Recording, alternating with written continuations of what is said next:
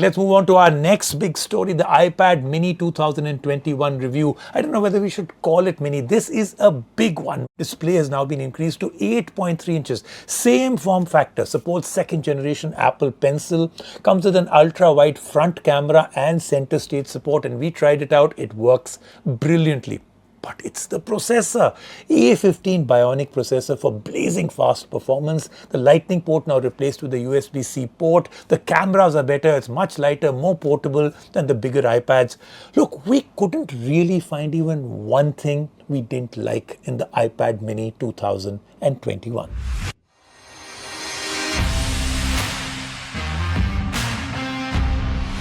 iPad Mini is a fascinating device. It sits right in the middle of a big phone like the iPhone 13 Pro Max and the iPad Air, which simply begs the question, what is it meant to do? Who is it for? What purpose does it fulfill? And the interesting thing is, it is not better at the things that both the phone or the bigger iPad can do. It has its own set of advantages, which make it particularly great for a set of tasks, and you should get it if these are the only specific tasks you want to perform from a device like this. We will tell you all about it, but first, let's get you familiar with all of its technical aspects. So, the iPad Mini has had a big redesign.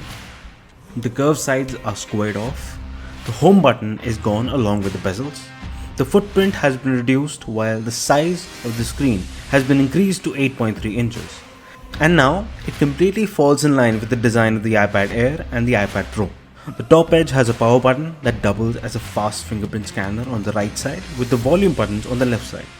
The placement of the buttons is such as the right edge of the iPad has a place for the second generation Apple Pencil to be stuck to and charged. The bottom finally has a USB-C port, expanding the number of things that can be attached to the iPad Mini. Both the top and bottom edges have powerful and loud stereo speakers. The display up front is extremely sharp at a resolution of 2266 by 1488 pixels and gets decently bright with 500 nits of brightness. While the brightness might feel a bit less outside in the sun, it is just enough for the iPad Mini to be usable. Right above the display is an ultra-wide front camera that has a ridiculous field of view, which comes in handy for the center stage feature that is available on the iPad Mini now. This basically involves the camera cropping in on the face of the user and keeping it centered in the frame, following them around. If another person enters the frame, the camera zooms out to keep both the people in the frame. iPad Mini also has a camera on the back, which takes only decent pictures. The battery life is also decent. It gets through the day with heavy use and can last for up to 2 days with light use. And everything about this iPad is powered by the A15 Bionic processor, which enables blazing fast performance. But what seems to be not so decent is the implementation of iPadOS. There is unnecessary space left on the side of the icons of the home screen. The icons on the dock can get extremely small. The widgets appear to be even smaller in size than what they are on an iPhone, and the size of the text in some places seems off. The keyboard in landscape mode is comically big, covering 70% of the display. But despite these weaknesses, it has certain advantages over both the bigger iPad Air and the big iPhone.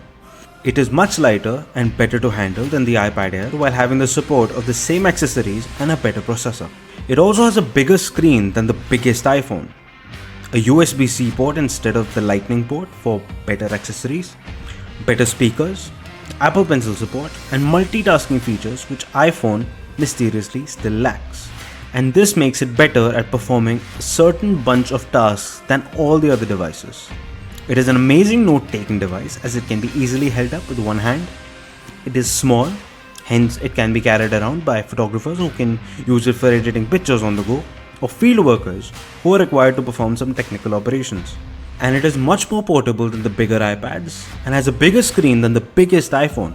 Hence, it is a perfect device for media consumption at the end of the day or for catching up with the world in the morning after a good night's sleep.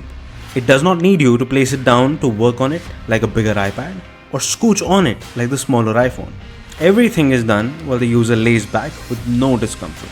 And if you've been looking for a device that does exactly all of this, your search ends here. But if you are expecting anything more, it would be better to consider something else. The iPad Mini starts at the base storage of 64GB for a price of 46,900. And if your use case is going to be what we stated, we would be happy to recommend the iPad mini for you.